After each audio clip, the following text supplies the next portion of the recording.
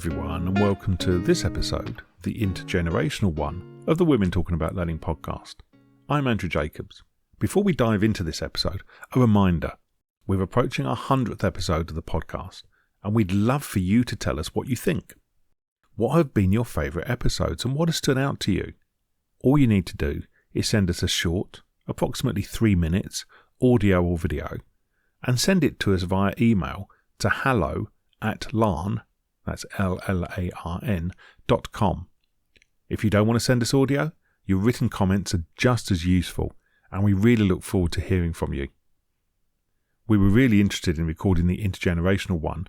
We obviously had ideas about what might come up, but as with all our episodes, we have no script and it's down to our guests. And today we have two awesome guests. Our first guest is Tomi Ayodeji. Tomi is a multi-generational workforce coach with over 15 years of experience in the finance, non-profit and IT sectors. Specialising in helping senior leaders and middle managers engage and retain diverse talent, Tomi's expertise lies in fostering inclusive environments that bridge generational gaps. Our second guest is Sharmila Nigam. Sharmila is a business leader from a Sindhi entrepreneurial family, inspired by her parents, who immigrated to the US over 40 years ago. Sharmila is a business operations manager at a privately held company and serves as co-chair for marketing for Suffolk County Scouting America. As a widowed parent of two, she balances family life with community service and continuous learning. Recorded in early September of 2024, this is Women Talking About Learning. This is Tomi and Sharmila talking about intergenerational. Hi, Sharmila. It's nice to meet you. Hi, Tomi. It's so nice to meet you as well. I've been looking forward to having this conversation for quite some time, so I'm really excited today. Yeah, I know. Yeah, so have I. It's interesting. You're in New York, right? Yeah, I'm located in Long Island, New York, originally from upstate New York. There is a difference, just like, I'm pretty sure there's a difference in the different areas of the UK. And you're in that part of the world, Yes, right? I am. So I'm in North London, but yes, London, UK. Yes. So how did you get interested in this topic? Thanks for the question. I think for me, understanding intergeneration, but it's more for me about generational, how we operate as human behavior, alongside working with people from different generations. I'm in this kind of interesting mix of how I've grown up, along with understanding my family and generationally what they've done, business wise, as well as being in this cusp of having senior parents along with children and how we all kind of educate and things go down the line. And that's what I like to kind of learn about and understand. And what about yourself? Oh, I think my journey is a little bit similar. But when I got into coaching some years ago now, I used to run something called a visualization workshop. And as part of that, friends would hear of it and say, oh, do I mind coaching their teenagers? Now, those teenagers are now in the workplace. But it was interesting hearing their aspect, their thoughts about work, what work meant, their expectations of work, and how different it was from my generation and probably my mom's generation. And additionally, I think the pandemic was a very interesting thing for me because, like most people, we had lockdown here. Did you had lockdown in the States, didn't you, as well, for a bit? Yeah, we were basically kind of the epicenter. And yes, I think I totally agree with you in the sense of COVID has really changed the landscape of a lot of topics, especially intergenerational. It has, yeah. For me, it's really understanding, how do I plan for my future as I get older, and making sure that the next generation understands, how they can take care of themselves, because the world is definitely changing on birth rates and how when families are being created. I know in the United States, divorce rates are really high. So now we've got this single parent raising children. It's just a whole different way of living that I think generationally has not been really around. It's new. And I think that's also just the evolution of how things are operating in the world. This is just evolution. Change is the only constant, right? But it's really understanding from this change, learning from each generation and saying, what can we take from that generation and do better?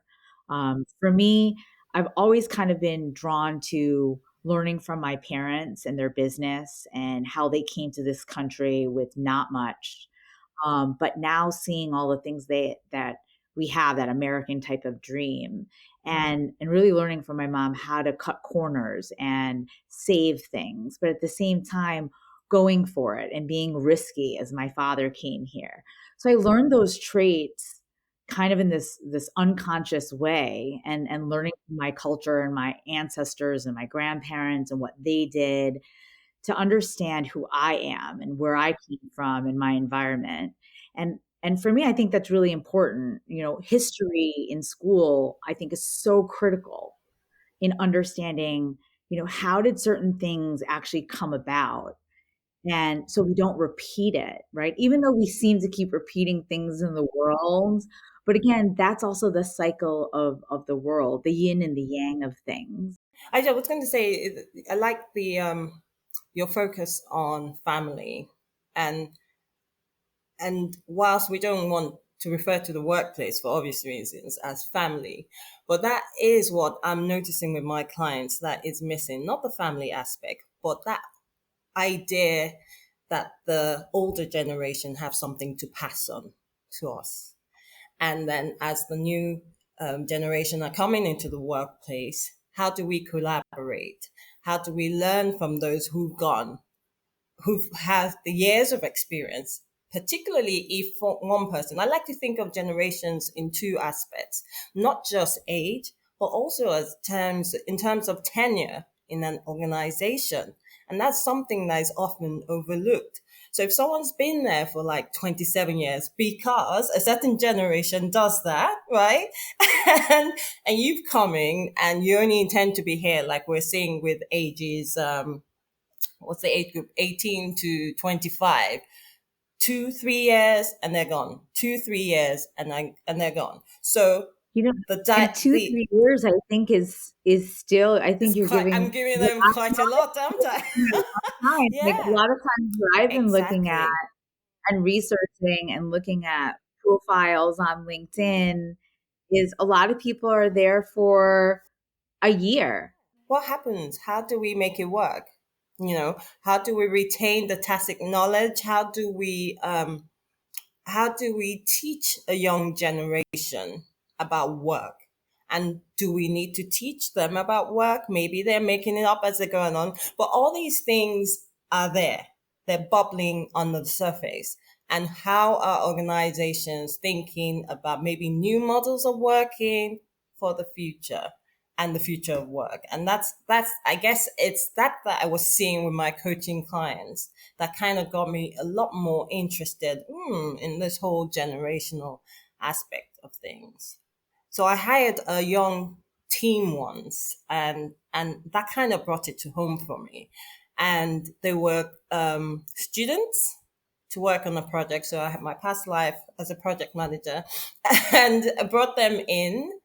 And it was so interesting seeing the dynamic of a bunch of young people, maybe 20 to 19, maybe to 22 in terms of age, who for them were just there to work, not necessarily interested in forming relationships. They were really good at the work they produced. Their productivity was great. I had no issues with that. But their view on professionalism in the workplace was quite a shock for more senior employees there. And that's so some of the conflicts arose from that, and you're having to manage expectations, assumptions, communication styles, learning styles, all those kind of things in the whole mix of it. And so that's why I find the topic so fascinating, is how is this whole thing, as well as, family and all the intersections you mentioned about your family and being immigrants in America, the various intersections that come with the generations, because different cultures act differently as well within that spectrum. It's a lot, right? I think, you're right. It's productivity versus style. I think one thing that you said is about how can this generation that has worked, and correct me if I'm wrong, has worked, and has this type of work ethic, and how our younger generations have shifted that. But I think, if we really go back in history, all generations have shifted. Technology has shifted. Are we looking at that history? Do you see where we've come Yeah. from? And can we also adapt to change? And it takes two in any relationship. So I think it's really important that, sometimes there's some sayings that, you can't teach an old dog new tricks, right? But if you're always learning and growing and you have that mindset, then why not learn from the technology and the younger generation? And we have the encyclopedia of everything, plus more with AI on our phone to understand almost anything on the planet. And so we have to embrace that and know that it's a tool, and we've got younger people that know how to do things in a different manner, and being mindful of that. But at the same time, I think processes, how to communicate, how to connect with other people, because business in the workplace, business is about relationships. You're serving a customer, you're serving someone. And, as a customer success manager for a very long time, and I truly feel in the workplace that everybody's in service of someone. Somebody's always asking you to do something. I mean, that's work, right? You have to do something. And it's understanding the process, and then also understanding with younger generations is how technology can ease the process, make it faster so that you can do other things instead of this JOB or the WORK, right? You could do other things. You can hang out with your friends and family. Like remote work. My parents have no idea what I've been doing for work for 13 years. They just see me on a computer and they're like, "How are you making money? I don't understand." I'm like, "I'm providing a Yeah. service." Right? So it's different. For them, they were in the retail industry, right? They sold products. That's how they made money. So just in business and knowing my family kind of generationally how they came, and knowing what my grandfather did and my grandmother did and what both parents' sides did, and understanding that history, I know that being Indian and being Sindhi Indian, we are business people, right? And so that helps me in my workplace and seeing different generations of how we do business and how we operate. And the older generation, older, whatever term we want to use for that, we all have to learn from each other. And the younger generation also has to learn that, in my rule of thumb, any new job you start, anything, unless it's like really horrible and you're like your health is being affected, et cetera, and use your best judgment, you should be there for 3 years. Yeah. The first year Makes you're sense. learning. The second year you're redoing and kind of making different decisions or switching things. And the third year is where you can implement some change. Like now you've learned that knowledge. But when I see people on their resumes and they've only worked for a year and a half or 9 months or 2 years, I'm like, what did they really accomplish there? What did they do? Is what I question. And that's really interesting. That last bit you were talking about younger people in the workplace moving on.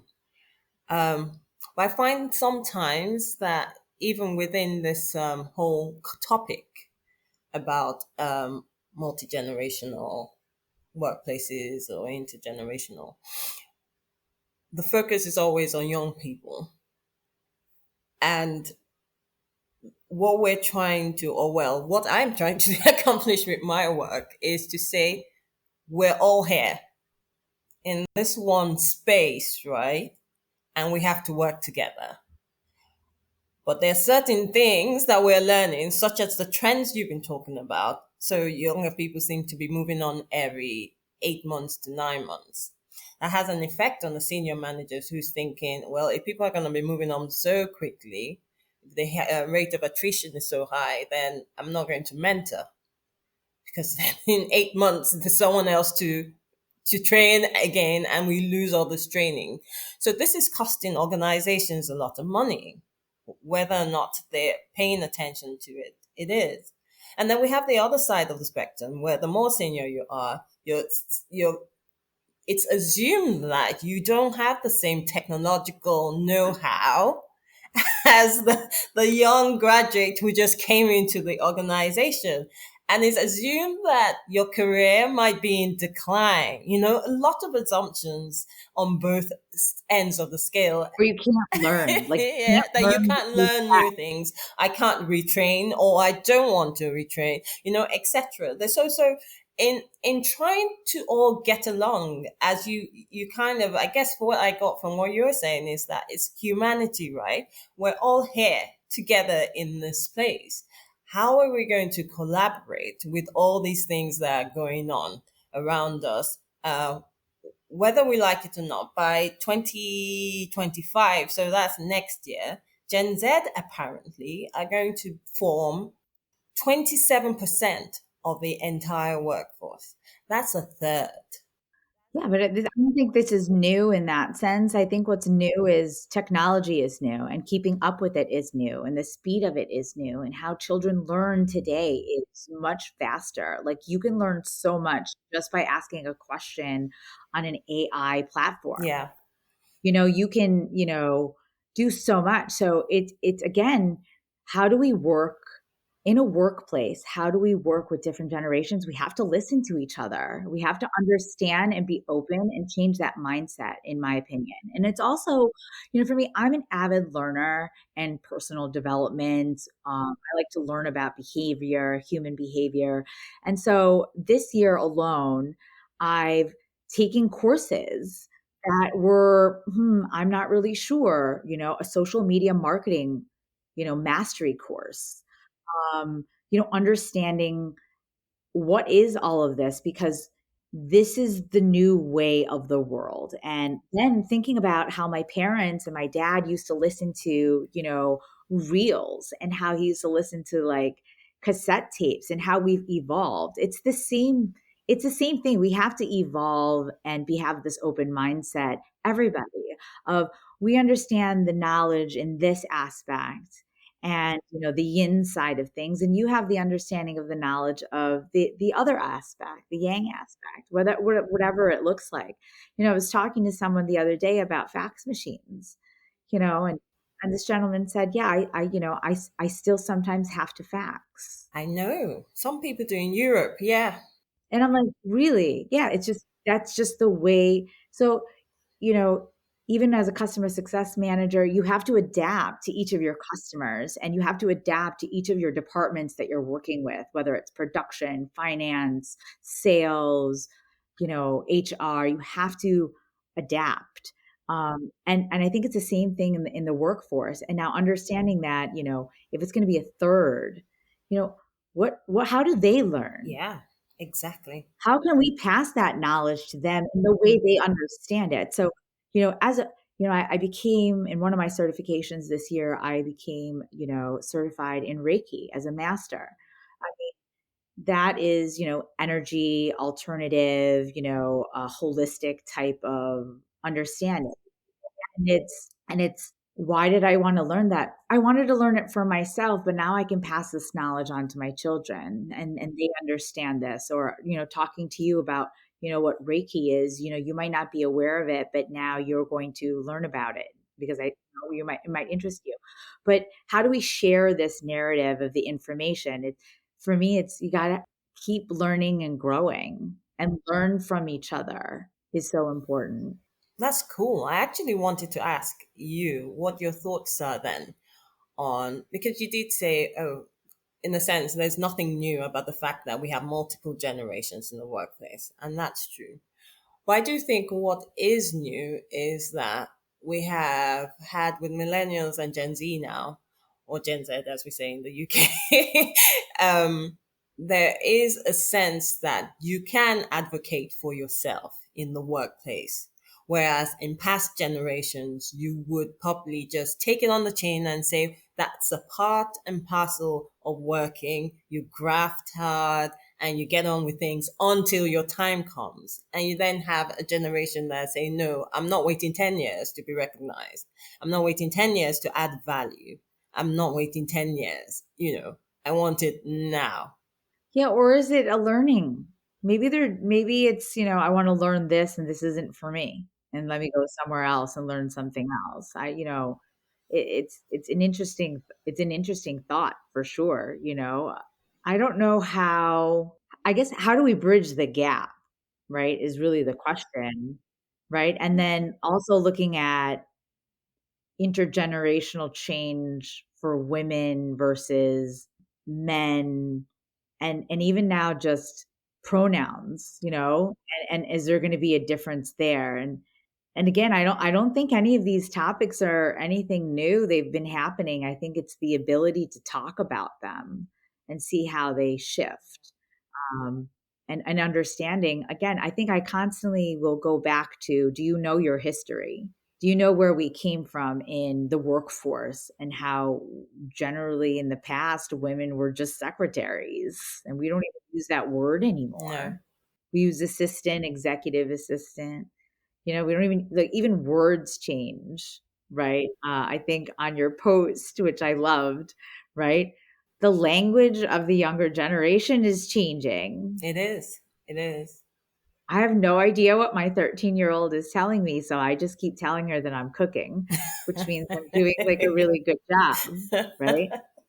But it's like happening, change of language is happening before our eyes. But how do we bridge that gap?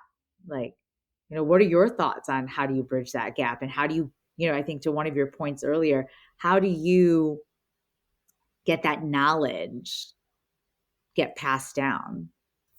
It's an interesting point. I I think so I was reading this week, I think it was the Stanford report. Some professor with Stanford had written something on the attributes of Gen Z in the workplace. And one of the points that was made is that they value collaboration and teamwork.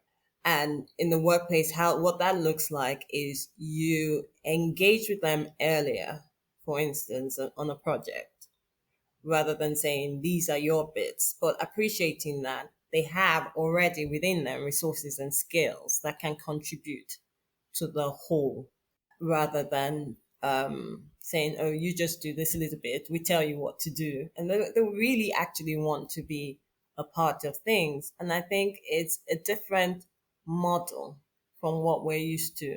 And you talk a lot about learning. And I do think the learning starts with the leaders in organizations more than the employees. It's this model. Okay, yes, we recognize that this is how it served us up till now. Is it still working? And what do people want now? Yeah, that's I think you just hit it right on the head, right? Of this was working. Mm-hmm. You can see that it's on a downward turn, right? If it was a graph, if it was a chart, it would be, that bell curve, it's going down. How do we now shift the way we're working so we can bring up that productivity? How COVID has changed the workforce is that connection with people is difficult sometimes when you're online because you also have this face online. You're not in person. And when you're in a room with the person, you can read someone's language and their energy, right? I think everyone's gone into a room going, I don't know about this, or having that intuition or that gut feeling about something, Yeah. right? And when everything's remote and you're not seeing people, which is this generation, COVID, I mean, they're doing school on Chromebooks, Yeah. and it's a different way of learning and working. And they're used to that, where I think the more senior generations have been more of the, we meet in person, we have that connection. um, and then the hybrid model, right? Giving that, I think that's why the hybrid model of work is so important now, because it's a shift of evolution of how we work. We have to go in Monday through Friday, this time to that time, to then, oh my God, you can't, like, we can't even go into work. Now, I've been working from home or remotely for almost over 10 years. So prior to COVID, and everyone used to say, it's, oh, you're so lucky. You're so lucky. I'm like, I am lucky. I'm very grateful. But at the same time, I don't think you understand the demands of always being home and not seeing people and not connecting with people physically, because you're always home. And how social life is really important to then moving into a hybrid model, which it eases that.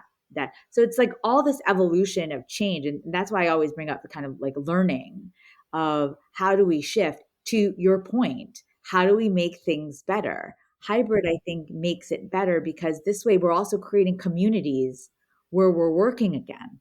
You used to go into an office and everyone kind of lived around each other, you know, and connecting and texting people, and now using Teams or Slack. And how do you connect with people? And sometimes just pick up the phone and call people. People will text people, are you free? Can you talk? And I tell my friends and my closest, stop doing that. Just You're call opening me. up a whole different conversation about communication, and also in the workplace as well, because I have teenagers just like you. And, if I send them a message on WhatsApp, they're never going to see it. Never ever going to see it. And sometimes in the same, in the workplace, if you send emails, sometimes the younger cohort don't read it, but if you use Slack or Teams messages, instantly you get a response. So it's quite interesting. But what would Oh, you for my say daughter, are sorry, I'm not Slack, it's Snapchat, which I Snapchat? call Snappy Yeah. Chatty. I'm like, are you on Snappy Chatty with your friends? Andrew says his son never answers the phone, and it's so true. Same with mine. I don't know what they think phones are for. It's a device that is not for communication with their parents. I think that's what the device is really for. The amount of times I've had to threaten, I'm going to take away your phone number. I'm like, I'm not going to. They know it's a false threat, but like intergenerationally, like that's what I taught. You Exactly, threaten you them, threaten but them. it's a big threat. Yeah, And these younger kids, they know learning. I'm kidding, right? Like, I'm not going to take away their phone number, but I will take away their phone. I have taken away their phone, like when it gets a little too much. But again, it's that how my daughter's social, they don't know each other's phone numbers No, because they just connect with each on other on, Snapchat. like I said, Snappy Yeah. Chatty. I send a post, I started something um, on Snappy Chatty because I love the filters on Snapchat.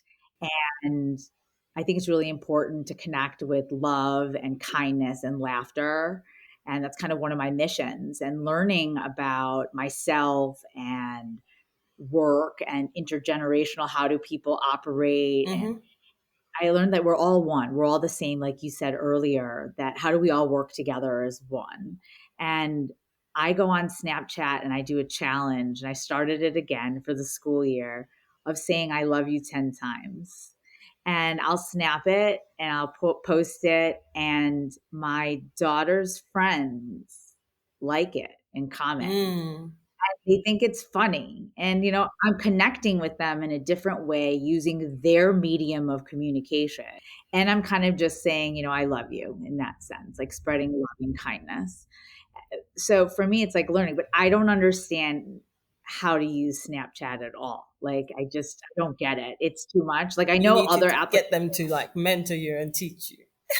Right, but at the same time, it's like that's my daughter's thing, so she can learn it, and this is how I'm gonna connect with her, Exactly. so Yeah. she can see it. But my son's not on social media at all. 0. I love that he's not, except for YouTube. And how do I connect with him? So it's all this intergenerational, same thing at work. How do you connect with someone who wants to use this new AI platform when you're When you're working with working. people Yeah. or like, I have no idea what this is. So then it's that education, it's teaching people and understanding where they're at and going from there with no expectation. So, do you have any thoughts on the specific issues for women in terms of intergenerational change? I mean, earlier when we were chatting before we started, we mentioned the menopause, and that's an obvious one to me. But I'll be interested to hear your perspective, whether you think there are others. Yeah, no, I appreciate you bringing that up because we were talking about that earlier, and then this documentary that's going to be coming out about menopause that I just saw online somewhere, and I think it's women, and then for me as a woman, being a mom who's single, woman working, um, that's like a whole nother level, right? But I think for women, I think it's getting better, but I think there's just a lot more to go. There's a lot more conversations that need to be had there, but the shift is happening of understanding that we have male allies. I mean, this show in itself is an ally to women, so we can kind of speak and discuss these Yeah. topics, understanding what we can do, understanding and having a that workplace that understands that, hey, family stuff comes up and it's really important. And hopefully COVID, taught all of us that we have our family. So I think issues for women in working and managing. I mean, for me, I'm really grateful for my brother and my sister-in-law. They take care of my parents. They're upstate. But this summer and part time, I started working for a senior care organization and part time just helping seniors, either go to the doctor or take care of them, for a few hours here and there. And what I learned is for women, there's a lot of things that are going on. I mean, what topic do you think with women is really most important to you? Yeah, there's a lot, isn't there? Well, I guess from if we're looking at it from the workplace perspective, if we're talking about diversity and we're talking about inclusion in the workplace, then we've got to look at what are the seasons that women go through. For some, it may be the parenting route, and how are we supporting them so that they feel included in the workplace? For others, it would be menopause. We mentioned it could be that pregnancy, if and you've had a child, you're just coming back to work. How does it impact you? Because we do know that women do most of the housework, generally speaking. Things are changing. And again, that's the intergenerational thing that men are evolving in terms of the roles that they take in the home and in the workplace. We have allies, we have men that are more involved. So the 9 to 5, where 9 to 5 was for men to go to work and the wives are home cooking the dinner ready for you to come back home, and that's fine. That sort of model obviously we see is not working and it's changing. So then now where we're getting to more equity and equality, what does that mean for women in the workplace and the whole intergenerational link? And I I guess I'm more curious about it, not maybe within, not maybe generally, but as woman to woman. You talked a lot about history earlier on. And so if I'm a young woman coming into an organization and there's an older woman, or I shouldn't use that really, I should say a more senior employee there in the workplace, They're more they're more experienced. experienced. How What is my perception of them? I think as a younger person coming into the workforce, I think what's really important is listening. Just listen first. And if you connect with a senior or more experience, whether it's 6 months, they have more experience than you by 6 months, they still have more experience than you by 6 months. You just started in this role. Whether they've been there for, 5 years, I think that's that respect factor of somebody has been here, so let's listen and let's learn from them. And if there's someone that you're like, I want to be that one day, how are you going to get there? You know, one of my mentors, has stated, how do you get to where you want to be? You go meet people that have been Yeah. there. And you go hang out with them and you talk to them and you learn from Yeah. them. And ask, in one of my companies that I worked for, I just asked the chief diversity and inclusion officer if she could be my mentor.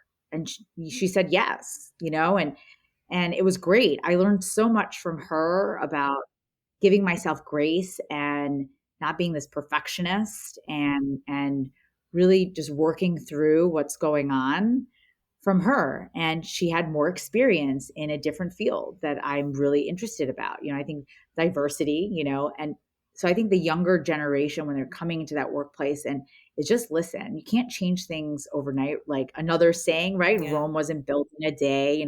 These things I hear from my dad. Like when I say them, it's like, oh, my dad used to tell me that, right? But certain things are true.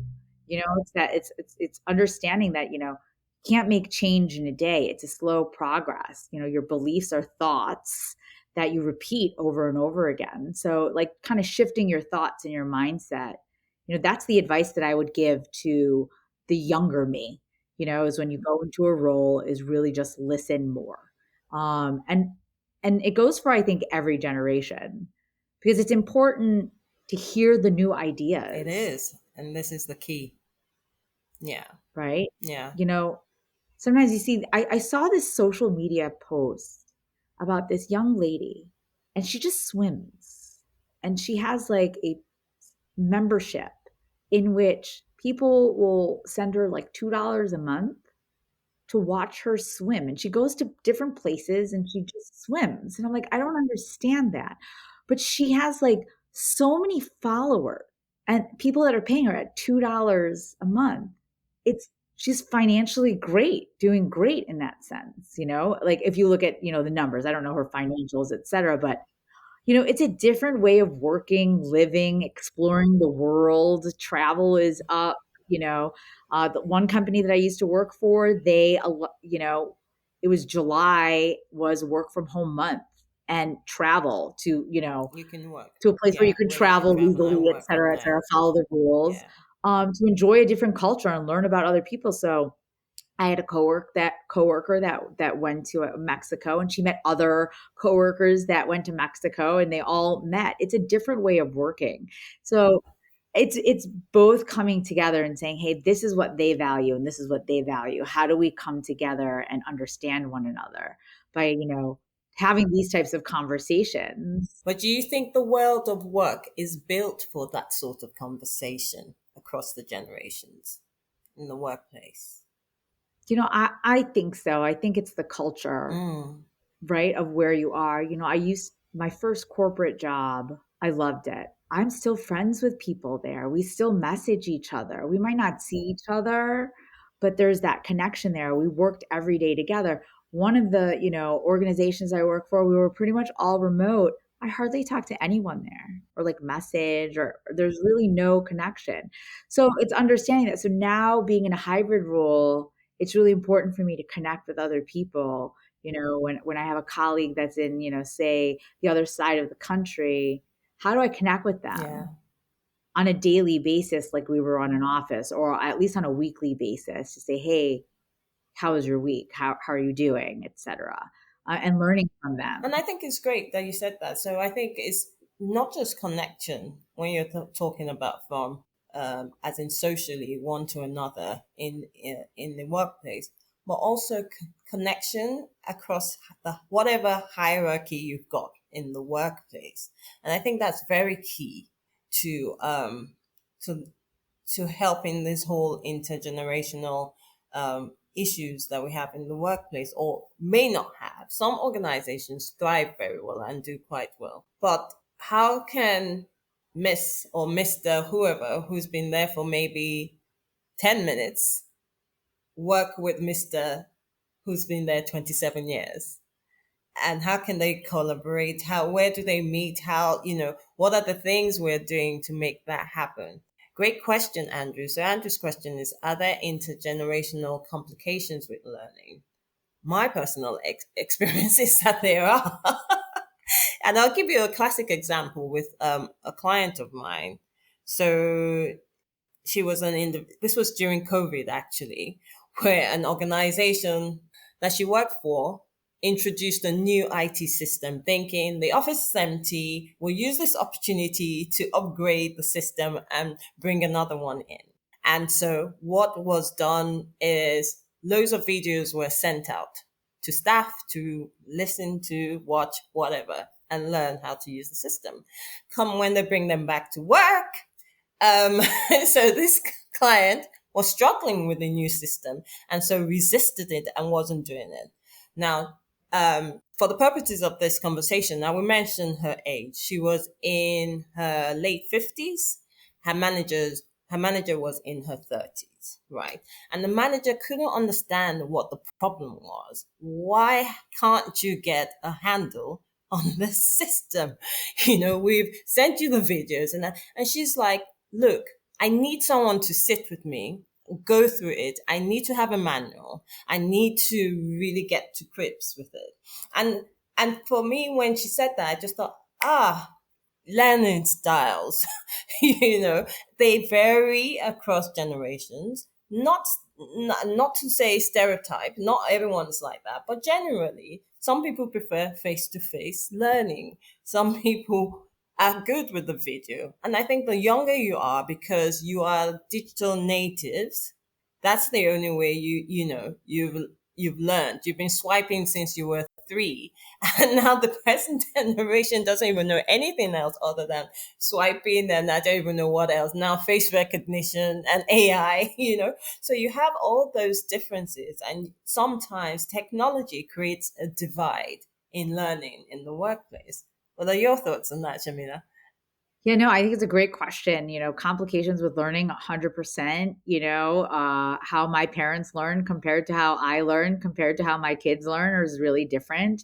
I think what's really important is understanding that everyone has a different learning style, like you mentioned, but at the same time, it goes back to your point, is understanding their learning style. And as a strategic customer success manager, a senior customer success manager, being in business intelligence and training people on how to use Excel and how to use, SAP's, reporting tool software, and educating, retail stores on what this, program is all about. It's about being mindful of the words that you're using, choosing, and opportunities for how you can learn. I had been in an organization where the learning was on a platform and you had to ask a question with a lot of research. And that's not my learning style. I'm a visual. I like to meet with people. I like to be in a room if I can. There's a lot of Zoom, but there's a lot of, but that might be because I've been on Zoom and WebEx meetings and online meetings for over a decade, right? For over a decade. So for me, it's a little bit different, but I totally agree, complications, but it's evaluating that. Like, where's your business operations team in the workplace, or your HR team, your learning and development team, that's really having those conversations with people to understand, who are they? Why are they here? Why do they want to be at your organization? What are their goals? And how can you help them understand and learn with them and how they can get to that goal? So in an organization, in a workplace, 100% learn styles of, how people like to learn. And remember, like, mentoring is all about teaching. It's about guiding someone. So finding a mentor, even if they've been there for 6 months, it might be a startup organization, a workplace that's really just starting up. you have to make that connection with someone, even at a startup. Nobody knows what they're doing at a startup. We're all starting up. We're all Experimenting, trying, yeah. right? Figuring it out and not being so hard on each other, and then supporting one another with learning. I knew with certain clients that I had to be in person with them and guide them through. And certain people, I could just send an email with a video and they would get it. And that's what made me really successful in being a really great customer success manager, because I understand that. But I think that's the complication 100%. But again, that's nothing new. Even our children with all of the things that are happening in schools, it's understanding, how does a child learn? I mean, every day we're learning and growing. And I think that's the beautiful part about this conversation, is learning from one another about our experiences and how we can take it forward. So I thank you so much, Tomi, for this time. I'm looking forward to having future conversations on LinkedIn with you. That would be great. Yes, thank you as well, Shamila. It's been insightful, and it's nice to hear a different perspective on intergenerational workplaces, and also just the angle you or perspective you're using to assess what's been going on. Just before we end, is there anything? Well, I'm thinking, okay, what is my hope for the future of the Great question. workplace for women in the context of this conversation? Yeah, I think it's continuing to create relationships with women that are honest and true and vulnerable, and sharing those experiences and remembering we're not alone, and being mindful, of culture. Where ask the question, but we still have, with every generation, we all have a long way to go, and we're all learning and evolving. So, and how about yourself? I think that last bit you said would be my wish, the awareness of culture. And I think there's so many stereotypes out there about what each generation is like, whether Gen Z, millennials, Gen X, boomers, whatever term everyone, throws around. And the awareness of culture, understanding that each generation has its way of doing things, and and I, and there is that intersection of what within the generations, what does it mean to be a woman within each specific generation in the workplace, and that brings another layer to understanding the culture as well. Like you said, some people might have been raised in a male dominated household, so they have a different lens when they come to the workplace as a woman. And some people might have just been raised in a community where they don't have access to a lot of, to education, or what that means, and all that has an impact on how you are in the workplace. So that awareness, maybe because I'm a coach, that awareness is so key. And to constantly have L&D, or learning and development interventions, that are aware that, what are they changing, shifting cultures that are emerging as each generation passes through the workplace. Yeah, that would be key for me. Beautifully said for us women. We have complications, but we've gotten through with them, with each other. So continuing to kind of, find those allies and work with one another and have these conversations. And, to your point, as well as, giving grace, and knowing that we're all doing the best that we can as human beings, and collectively, we can get so much done when we all work together, and Agreed. understanding that everybody has a story, right? And it's just a story, but together we can, overcome those stories, and do what we need to do, and make the world a better place. So I appreciate you, Tomi, for your time and this conversation. I really do. It's been really fun and really great, and I'm excited to have like a new friend in the UK. Hey, great. It's been lovely having the chat with you as well, Shamila. What we love about the Women Talking About Learning podcast is the bringing together of women who most probably would never have connected had they not been guests together on the podcast. The connections which people make and the relationships that people develop are a wonderful outcome from the recording and the listening. A massive thank you to Tomi and Sharmila for giving up their time and sharing their fascinating and personal insight on intergenerational. You will, as always, find links to all the references mentioned by our guests in the show notes, and we're sure you want to connect with Tomi and Sharmila. Their profiles and contact details are also in the show notes. We'll be back in a couple of weeks with another fantastic episode of Women Talking About Learning, and next time it's The Adventurous One. As always, thanks for listening, and we'll see you again soon.